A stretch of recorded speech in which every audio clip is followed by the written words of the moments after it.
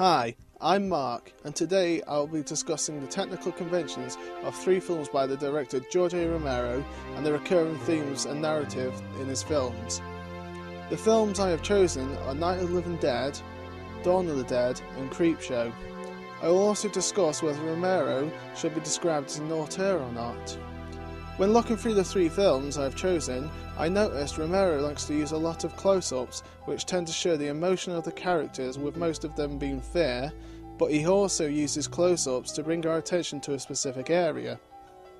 When there is a scene where something is going wrong, such as a character being chased or encountering something bad, Romero has occasionally used a canted shot to enhance that fact. The camera when filming is often static and is only moved when panning or tilting. In the 2 films I chose that are in colour, I have also noticed that when there is a state of panic, the lighting changes and has a red tint to emphasise on the danger that is there. When watching Romero's films, I picked up that the soundtrack is mainly composed of library music, especially when I realised that a piece of music on Night of the Living Dead was also used on Creepshow. I thought he would be put into something after all these years, but he got out. He pushed the crate off the table and with his track.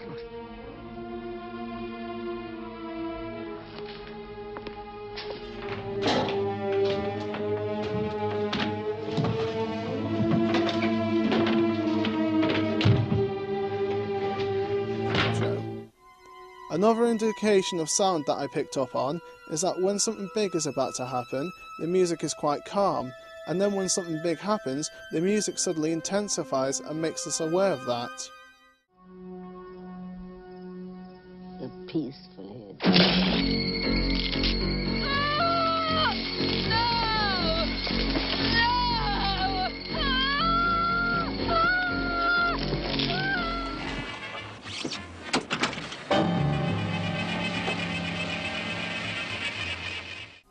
There are rapid-fire edits in Romero's films which are more visible when there is a scene of action.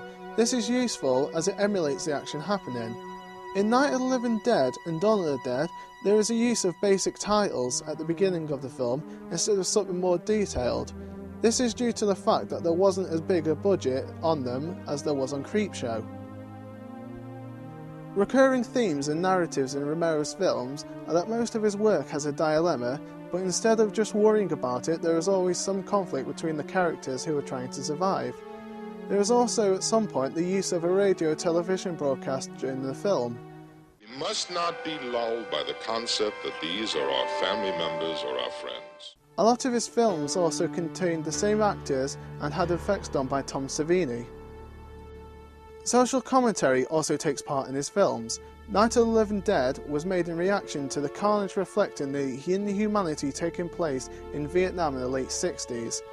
Furthermore, the casting of a black man called Dwayne Jones as the lead during an era of civil rights struggles for African Americans made a bold, if unintentional, statement. Dawn of the Dead was a satire on consumerism due to the newly created shopping malls at the time of making the film, and Day of the Dead as a study of the conflict between science and the military. The reasons for Romero being an auteur are that he created a new form of zombie which has been used by other directors since. In his earlier films, his rapid-fire editing was his calling card. He also had a knack for taking bits and pieces of music and producing entirely new music out of it, creating for an interesting feel. His scripts were always filmed with social commentary. Even today, it still has those elements. The reasons against Romero being an auteur are that his movies since Dawn of the Dead have involved more help creatively by others, meaning he cannot lay as much claim to the creative element as he did earlier in his career.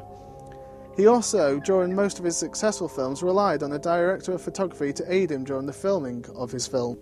There are many elements of Romero's style that have influenced my ideas for my short film. The zombies, which will play a vital part of my story, as well as the use of gore.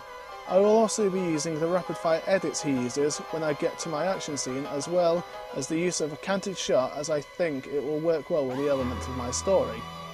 Although only used in Creepshow, I want to use the comic elements he used for them, such as the graphics used in the editing process, as well as the background graphics when the terrifying moments happen, put together with the use of red lighting to add to the danger of the scene. I also want to use music that fits with the calm before the storm style of Romero, which will fit perfectly in my story. I hope you die!